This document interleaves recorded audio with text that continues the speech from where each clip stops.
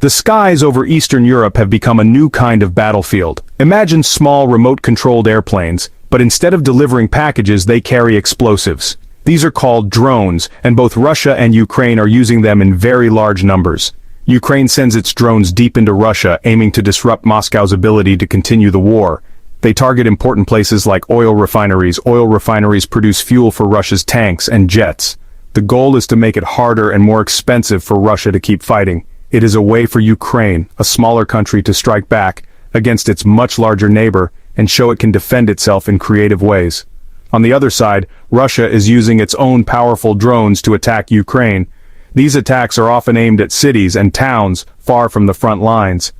Russia's drones target power plants, water supplies, apartment buildings. The drone war is not just a problem for Russia and Ukraine. It is now making other countries in Europe very nervous. Recently, pieces of Russian drones have crashed in Poland, in Romania.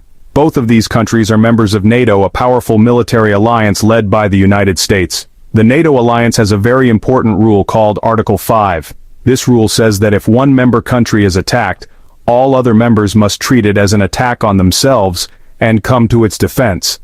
This is the foundation of the alliance's security, a promise of collective protection that has kept the peace in Europe for decades. When Russian drone debris falls into a NATO country, it raises a terrifying question. Was it an accident or was it a deliberate attack? So far, NATO says these incidents appear accidental, with drones going off course during attacks on nearby Ukrainian targets. However, everyone is worried that a mistake could happen. As the war continues, many world leaders have tried to find a way to end it.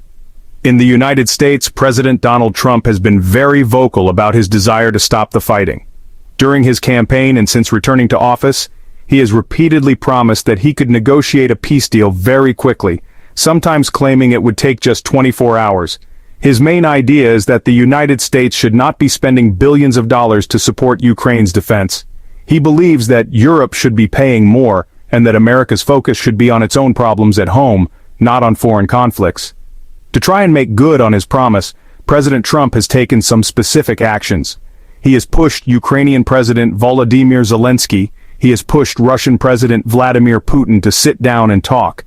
His administration has tried to use the influence of the United States to bring both sides to the negotiating table. President Trump's approach is very different from that of many other Western leaders. He believes that direct personal negotiation between leaders is the best way to solve big problems. However, ending the war has proven to be much harder than President Trump expected. With peace talks stalled, the war continues to grind on ending. It seems more difficult than ever. Ukraine is facing significant challenges. It relies heavily on financial support and military support from the United States and European countries to keep fighting. However, this support is not guaranteed to last forever. Political changes in allied nations or the high cost of the war could lead to a reduction in aid.